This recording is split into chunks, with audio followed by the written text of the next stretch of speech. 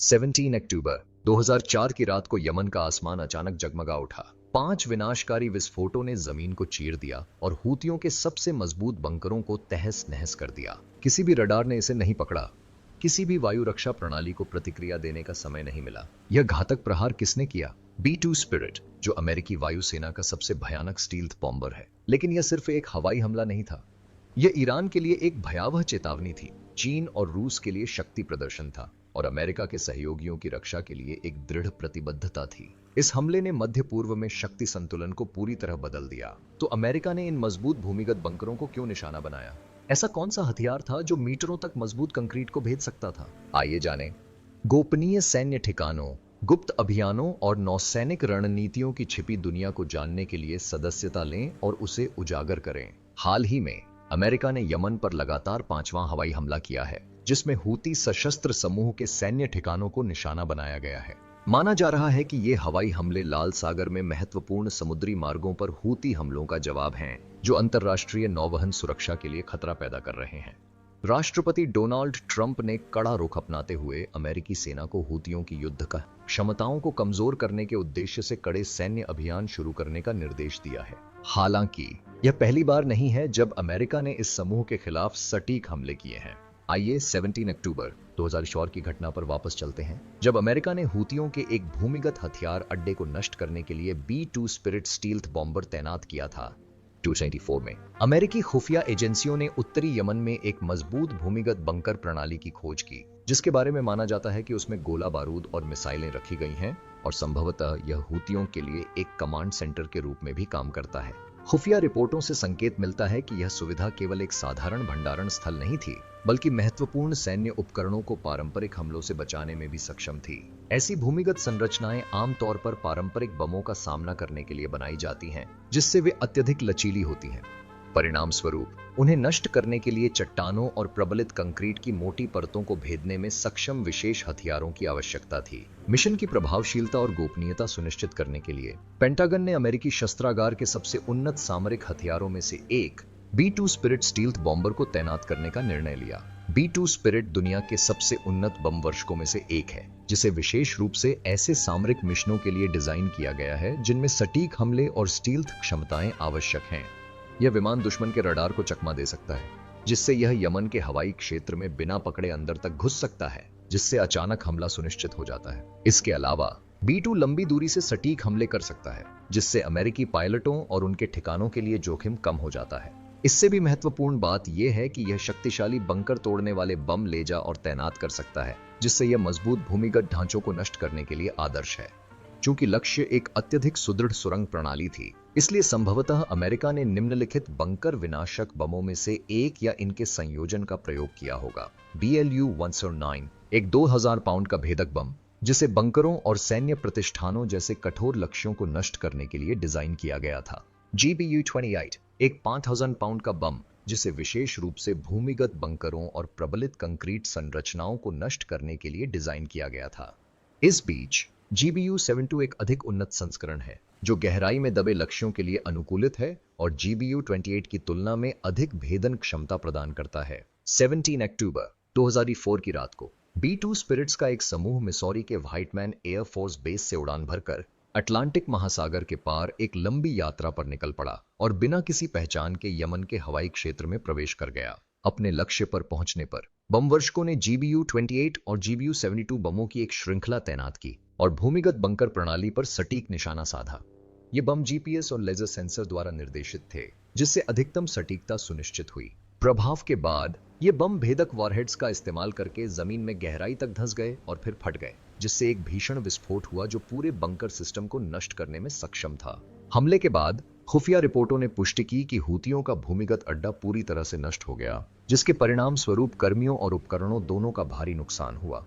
इसने हूतियों के सैन्य अभियानों को बुरी तरह बाधित कर दिया, जिससे उनके सामरिक हथियारों के बुनियादी ढांचे का एक महत्वपूर्ण हिस्सा नष्ट हो गया। रणनीतिक रूप से इस अभियान ने न केवल हूतियों की सैन्य क्षमताओं को कमजोर किया, बल्कि क्षेत्र में अन्य अमेरिकी विरोधियों को भी एक कड़ा संदेश दिया।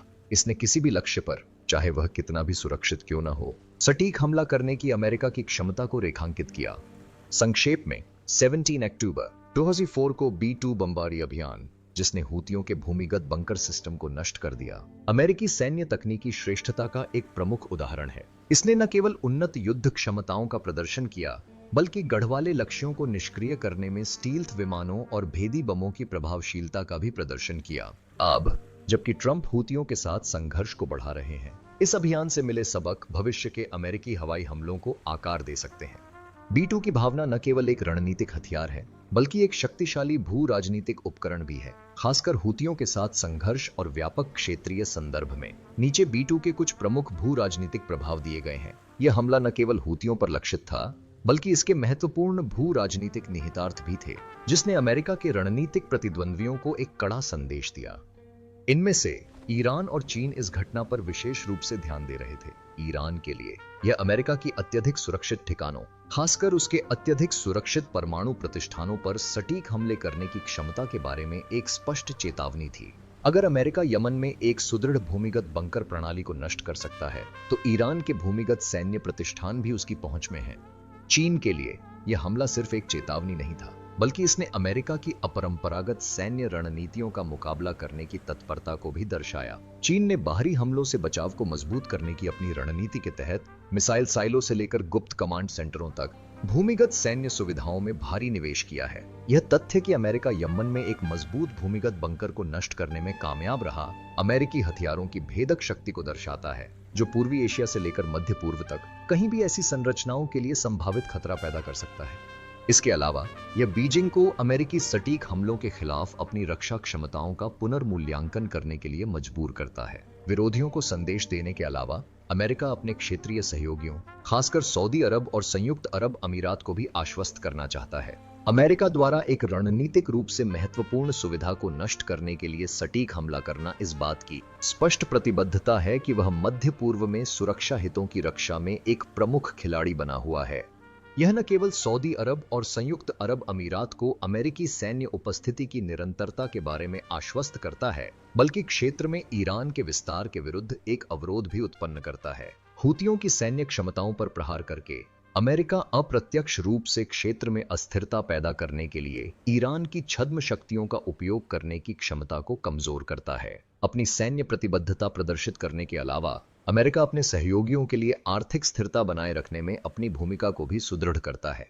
सऊदी अरब और संयुक्त अरब अमीरात दोनों ही लाल सागर के रास्ते तेल निर्यात पर बहुत अधिक निर्भर हैं, और इस समुद्री मार्ग पर हूतियों के खतरों ने कई देशों को अपनी ऊर्जा नीतियों पर पुनर्विचार करने के लिए मजबूर कर दिया है। हूतियों के भूमिगत हथियार भंडार पर हमला करके अमेरिका ने न केवल एक प्रमुख सैन्य केंद्र को नष्ट कर दिया, बल्कि यह स्पष्ट संदेश भी दिया कि इस महत्वपूर्ण व्यापार मार्ग की हर कीमत पर रक्षा की जाएगी। इससे संभावित ऊर्जा आपूर्ति व्यवधानों की चिंता कम होती है, तेल की कीमतों को स्थिर करने में मदद मिलती है, और तेल आयातक देशों का मध्य पूर्वी निर्यात की सुरक्षा में विश्वास मजबूत होता है।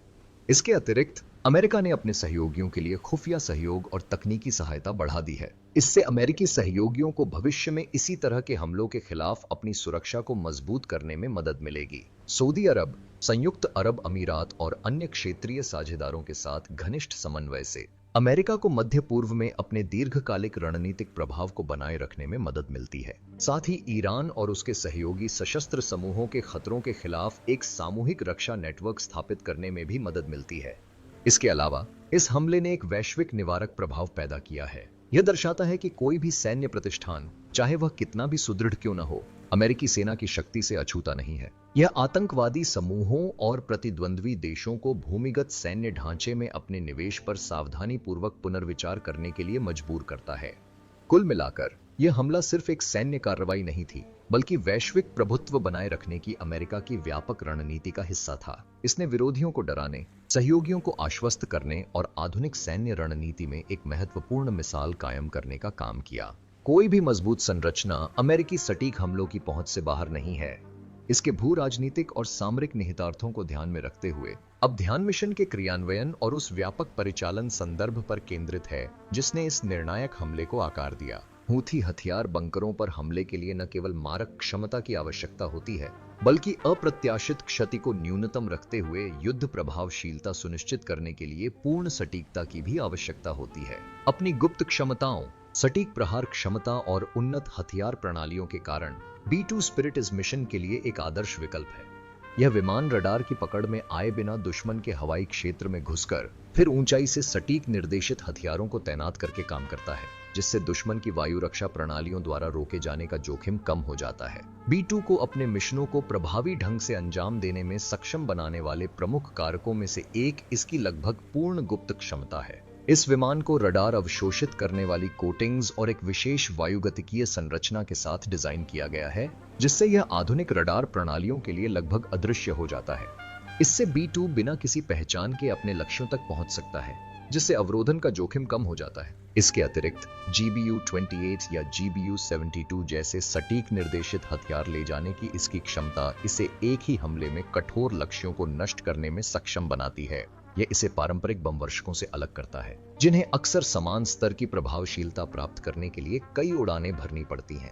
मिशनों में B-2 का उपयोग अमेरिका को परिचालन गति पर पूर्ण नियंत्रण बनाए रखने में भी सक्षम बनाता है। अपने व्यापक युद्ध क्षेत्र और हवाई ईंधन भरने की क्षमता के साथ B-2 को यूरोप और मध्य पूर्व में अमेरिकी क्षेत्र या सैन्य ठिकानों से बिना किसी बड़ी जमीनी सेना की तैनाती के लॉन्च किया जा सकता है।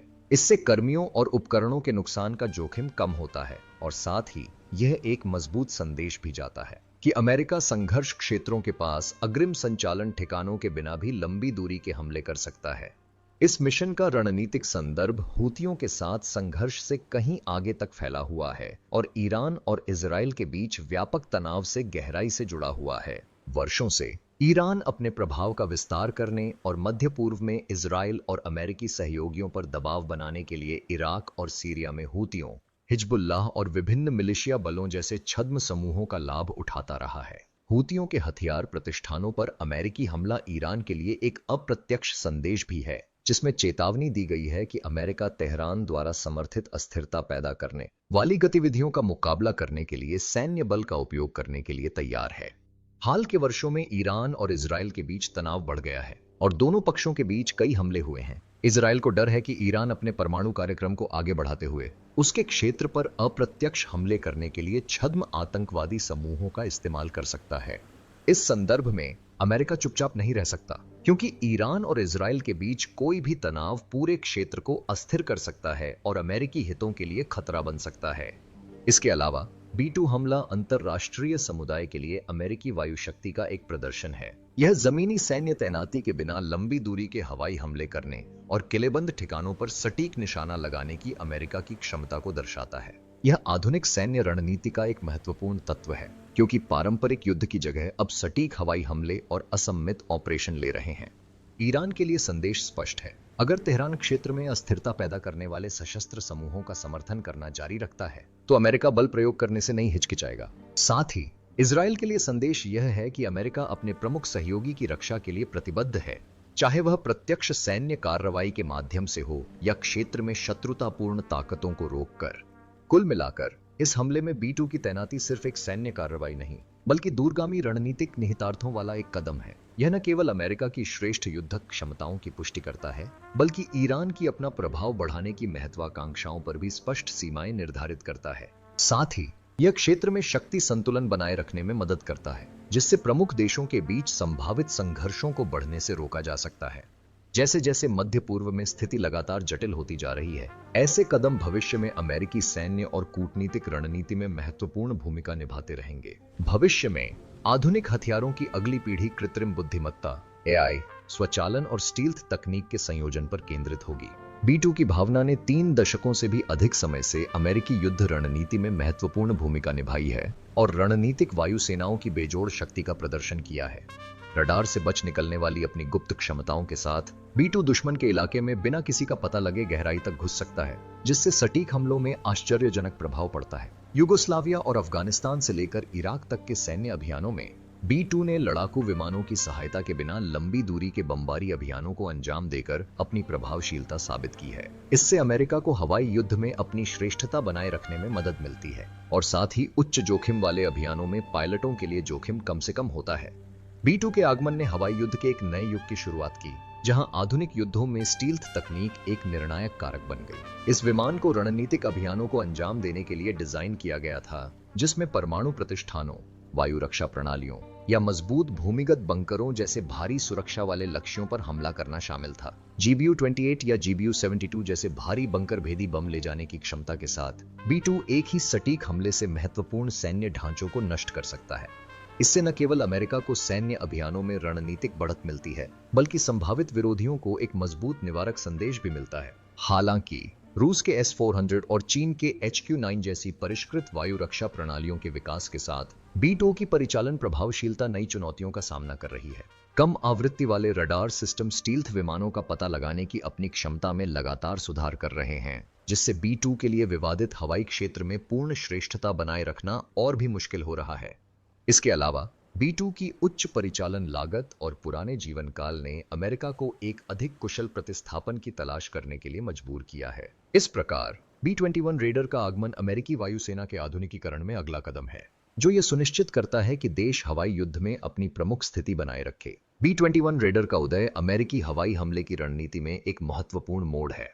रूस और चीन जैसे संभावित दुश्मन अपनी वायु रक्षा प्रणालियों को लगातार उन्नत कर रहे हैं। ऐसे में हवाई श्रेष्ठता बनाए रखना पेंटागन के लिए सर्वोच्च प्राथमिकता बन गया है। अपने उन्नत डिजाइन, बेहतरीन स्टील्थ क्षमताओं और अत्याधुनिक युद्ध तकनीक के साथ B-21 रेडर न केवल B-2 की भावना को आगे बढ़ाता है, बल्कि 21वीं सदी में हवाई युद्ध के भविष्य को भी आकार देता है। B-21 रेडर को B-2 की भावना की सीमाओं को पार करने के लिए विकसित किया गया था, खासकर परिचालन लागत और उन्नत वायु रक्षा प्रणालियों के खिलाफ उत्तरजीविता के संदर्भ में। जहां B-2 कभी अमेरिकी वायु शक्ति का प्रतीक था, वहीं B-21 को आधुनिक युद्ध वातावरण के अनुकूल बनाया गया है, जहां कम आवृत्ति वाले रडार और बहुस्तरीय वायु रक्षा नेटवर्क का प्रचलन तेजी से बढ़ रहा है। B-21 की गुप्त क्षमता को अगली पीढ़ी के रडार अवशोषित सामग्री कोटिंग और वायुगतिकीय रूप से अनुकूलित डिजाइन के साथ बढ़ाया गया है, ताकि रडार क्रॉस सेक्शन को न्यूनतम रखा जा सके, जिससे यह आज की सबसे उन्नत वायु रक्षा प्रणालियों के लिए भी लगभग अदृश्य हो गया है। B-21 रेडर का सबसे उल्लेखनीय पहलू विभिन्न प्रकार के मिशनों में इसकी बहुमुखी प्रतिभा है। एक लंबी दूरी का बम वर्षक होने के अलावा B-21 टोही भी कर सकता है, खुफिया जानकारी इकट्ठा कर सकता है और जटिल हवाई अभियानों में एक कमांड और नियंत्रण मंच के रूप में भी काम कर सकता है। कृत्रिम बुद्धिमत्ता का एकीकरण B-21 को मानव रहित हवाई वाहनों UAV के साथ समन्वय करने में सक्षम बनाता है, जिससे एक नेटवर्क युक्त युद्ध प्रणाली बनती है, जिसमें मानव युक्त विमान उच्च जोखिम वाले मिशनों को अंजाम देने के लिए ड्रोन की कमान संभालते हैं और उन्हें निर्देशित करते हैं। यह न केवल युद्ध प्रभावशीलता को बढ़ाता है, बल्कि अत्यधिक सुरक्षित हवाई क्षेत्र में हमले करते समय पायलटों के लिए जोखिम को भी कम करता है।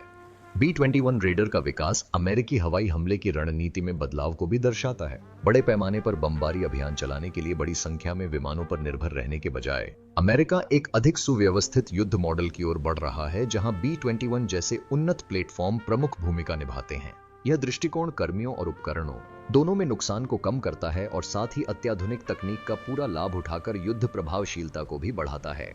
B-21 रेडर भारी बंकर भेदी बमों से लेकर लंबी दूरी के सटीक प्रहार करने वाले हथियारों तक कई तरह के हथियार ले जाने में सक्षम है, जिससे यह अन्य बलों की मदद के बिना ही महत्वपूर्ण लक्ष्यों को नष्ट कर सकता है। हालांकि B-21 रेडर का उदय कई चुनौतियां भी लेकर आया है, खासकर प्रतिद्वंद्वी शक्तियों की ओर से। रूस और चीन उन्नत वायु रक्षा प्रणालियों में भारी निवेश कर रहे हैं, जिनमें स्टील्थ विमानों का पता लगाने में सक्षम कम आवृत्ति वाले रडार और हवाई खतरों का तुरंत जवाब देने में सक्षम मोबाइल सतह से हवा में मार करने वाली मिसाइल प्रणालियां शामिल हैं। इसके लिए अमेरिका को अपनी हवाई श्रेष्ठता बनाए रखने के लिए स्टील्थ तकनीक और युद्ध रणनीतियों में निरंतर प्रगति की आवश्यकता है। इसके अतिरिक्त उच्च विकास और परिचालन लागत के साथ यह प्रश्न उठता है कि क्या B-21 रेडर दीर्घकालिक आर्थिक दक्षता बनाए रख सकता है। अमेरिकी वायुसेना एक अधिक सुव्यवस्थित डिजाइन की ओर बढ़ रही है, जिसमें लागत कम करने और युद्ध प्रभावशीलता सुनिश्चित करने के लिए आधुनिक विनिर्माण तकनीकों को शामिल किया जा रहा है। B-21 रेडर का प्रभाव केवल सैन्य क्षेत्र तक ही सीमित नहीं है, बल्कि वैश्विक राजनीतिक गतिशीलता तक भी फैला हुआ है। सुदृढ़ लक्ष्यों पर सटीक हमले करने की अपनी क्षमता के साथ यह विमान परमाणु हथियार विकसित करने वाले या भूमिगत सैन्य सुविधाओं का निर्माण करने वाले देशों पर दबाव डाल सकता है। यह विशेष रूप से महत्वपूर्ण है क्योंकि अमेरिका दक्षिण चीन सागर, पूर्वी यूरोप और मध्य पूर्व जैसे विवादित क्षेत्रों में अपना प्रभाव बनाए रखते हुए प्रतिद्वंद्वी शक्तियों के उदय को रोकना चाहता है। B-21 रेडर का उदय न केवल अमेरिका को हवाई श्रेष्ठता बनाए रखने में मदद करता है, बल्कि उसकी निवारक क्षमताओं और राष्ट्रीय सुरक्षा के लिए किसी भी खतरे का जवाब देने की तत्परता का एक सशक्त संदेश भी देता है। भविष्य में हवाई युद्ध और अधिक स्वचालित होने की संभावना है, जिसमें मानव युक्त विमानों और यूएवी के साथ साथ कृत्रिम बुद्धिमत्ता और वास्तविक दुनिया के युद्ध अभियानों के बीच सहज एकीकरण होगा। B-21 रेडर केवल एक नया बमवर्षक विमान नहीं है, यह उच्च तकनीक वाले युद्ध के एक नए युग का प्रतीक है, जहां गति, सटीकता और चुपके से युद्ध के मैदान में जीत तय होगी। जैसे जैसे अमेरिका और भी उन्नत लड़ाकू प्लेटफॉर्म विकसित कर रहा है, B-21 रेडर का आगमन हवाई युद्ध में सफलताओं की एक श्रृंखला की शुरुआत मात्र हो सकता है, जो आने वाले दशकों तक अमेरिकी प्रभुत्व सुनिश्चित करेगा। आइए इन दोनों विमान मॉडलों के बीच समानताओं और अंतरों पर एक नजर डालें। नई पीढ़ी ने क्या सुधार पेश किए हैं? B-2 स्पिरिट और B-21 रेडर दो रणनीतिक स्टील्थ बमवर्षक हैं, जिन्हें आधुनिक युद्धों में अमेरिकी हवाई श्रेष्ठता बनाए रखने के लिए डिजाइन किया गया है। 1990 के दशक में सेवा में आए B-2 स्पिरिट ने असाधारण स्टील्थ क्षमताओं और दुश्मन के रडार की पकड़ में आए बिना लंबी दूरी के हमले करने की क्षमता का प्रदर्शन किया है। वहीं B-21 रेडर एक उन्नत संस्करण है, जिसमें अधिक उन्नत स्टील्थ तकनीक है, जिसे दुनिया भर में तेजी से परिष्कृत हो रही वायु रक्षा प्रणालियों का मुकाबला करने के लिए डिजाइन किया गया है। इन दोनों विमानों के बीच एक समानता उनकी बिना पूंछ वाली उड़ान पंखों वाली डिजाइन है, जो रडार क्रॉस सेक्शन को न्यूनतम रखती है और उन्हें वायु रक्षा प्रणालियों के लिए लगभग अदृश्य बना देती है। B-2 स्पिरिट में रडार अवशोषित कोटिंग्स पर आधारित स्टील्थ तकनीक का इस्तेमाल किया गया है, जिसे एक विशेष वायुगतिकीय डिजाइन के साथ मिलाकर इसकी पहचान से बचने की क्षमता को बेहतर बनाया गया है। B-21 रेडर में अगली पीढ़ी की रडार अवशोषित सामग्री के साथ इस तकनीक को अपनाया और उन्नत किया गया है, जिससे इसकी स्टील्थ क्षमताओं में उल्लेखनीय सुधार हुआ है। इसके अतिरिक्त B-21 के डिजाइन को वायुगतिकी के लिए और भी परिष्कृत किया गया है, जिससे इसका रडार क्रॉस सेक्शन और भी कम हो गया है, जिससे यह आज की सबसे उन्नत वायु रक्षा प्रणालियों के खिलाफ भी लगभग अगोचर हो गया है। B-2 स्पिरिट और B-21 रेडर के बीच एक महत्वपूर्ण अंतर उनकी तकनीक और परिचालन क्षमताओं में है। B-2 स्पिरिट को शीत युद्ध के दौरान डिजाइन किया गया था, जब अमेरिका को एक ऐसे बमवर्षक की आवश्यकता थी जो बिना पता लगाए दुश्मन के इलाके में गहराई तक घुस सके। हालांकि इसकी उच्च परिचालन लागत और सीमित उत्पादन, केवल 19 इकाइयां, इसे एक महंगा रणनीतिक हथियार बनाते थे। B-21 रेडर को इन सीमाओं को पार करने के लिए विकसित किया गया था, जिसमें आधुनिक तकनीक की बदौलत उत्पादन और रखरखाव लागत को अनुकूलित किया गया था। B-21 का एक महत्वपूर्ण सुधार इसका उच्च स्तर का स्वचालन है, जो चालक दल के कार्यभार को कम करता है और मिशन दक्षता को बढ़ाता है। हथियारों की बात करें तो दोनों विमान परमाणु हथियारों सहित कई तरह के बम और मिसाइलें ले जा सकते हैं। B-2 spirit GBU-31 JDM guided bomb, GBU-57 MOP bunker buster bomb और विभिन्न सामरिक परमाणु हथियार तैनात करने में सक्षम है। B-21 रेडर में भी ऐसे ही हथियार होने की उम्मीद है, लेकिन इसमें अधिक उन्नत हथियार प्रबंधन प्रणाली होगी, जिससे यह अधिक लचीलेपन और दक्षता के साथ सटीक हमले कर सकेगा। कृत्रिम बुद्धिमत्ता और उन्नत संचार प्रणालियों का एकीकरण B-21 को आधुनिक युद्ध क्षेत्र में अन्य बलों के साथ अधिक प्रभावी ढंग से समन्वय करने में सक्षम बनाता है। एक अन्य प्रमुख अंतर इलेक्ट्रॉनिक युद्ध वातावरण में काम करने की इसकी क्षमता है। हालांकि B-2 स्पिरिट में उत्कृष्ट गुप्त क्षमताएं हैं, लेकिन इसे आधुनिक इलेक्ट्रॉनिक युद्ध के खतरों का मुकाबला करने के लिए डिजाइन नहीं किया गया था। B-21 रेडर उन्नत इलेक्ट्रॉनिक युद्ध तकनीकों से लैस है, जिससे यह जैमिंग और इलेक्ट्रॉनिक युद्ध हमलों के बावजूद दुश्मन के हवाई क्षेत्र में गहराई तक प्रवेश कर सकता है। यह B-21 को आधुनिक स्ट्राइक मिशनों में अधिक प्रभावी ढंग से संचालित करने में सक्षम बनाता है, जहां दुश्मन की वायु रक्षा प्रणालियां लगातार विकसित हो रही हैं। परिचालन सीमा के संदर्भ में दोनों विमान बिना हवा में ईंधन भरने की आवश्यकता के लंबी दूरी के मिशनों को अंजाम देने में सक्षम हैं। हालांकि B-21 रेडर को B-2 स्पिरिट की तुलना में अधिक लचीलेपन और कम परिचालन लागत के लिए डिजाइन किया गया है। इससे अमेरिका को B-2 स्पिरिट जैसे छोटे बेड़े तक सीमित रहने के बजाय बड़ी संख्या में B-21 तैनात करने में मदद मिलती है। कुल मिलाकर B-2 स्पिरिट और B-21 रेडर दोनों ही अमेरिकी वायुसेना के महत्वपूर्ण रणनीतिक बमवर्षक हैं। B-2 ने युद्ध में अपनी प्रभावशीलता सिद्ध कर दी है, लेकिन उन्नत होती तकनीक और लगातार जटिल होते खतरों के साथ B-21 रेडर को युद्ध क्षमताओं को बदलने और बढ़ाने के लिए विकसित किया गया था, ताकि भविष्य के युद्धों में अमेरिका की हवाई श्रेष्ठता सुनिश्चित हो सके। अपनी बेहतर स्टील्थ क्षमताओं, उन्नत इलेक्ट्रॉनिक युद्ध तकनीक और अधिक लागत प्रभावी संचालन के साथ B-21 रेडर से आने वाले दशकों में अमेरिकी वायुसेना की युद्ध रणनीति को नया रूप देने की उम्मीद है। और आज आपके साथ साझा करने के लिए बस इतना ही। सैन्य रणनीतिकारों और राजनीतिक शोधकर्ताओं के विशेषज्ञ विश्लेषण द्वारा समर्थित हम आपके लिए सबसे प्रामाणिक और नवीनतम जानकारी प्रस्तुत करते हैं। अगर आपको यह वीडियो पसंद आया हो तो इसे लाइक और सब्सक्राइब करना ना भूलें। आपका समर्थन ही हमें और भी उच्च गुणवत्ता गहन सामग्री बनाने के लिए प्रेरित करता है। नीचे कमेंट्स में हमें अपने विचार बताएं और हमारे अगले वीडियो के लिए बने रहें। फिर मिलते हैं।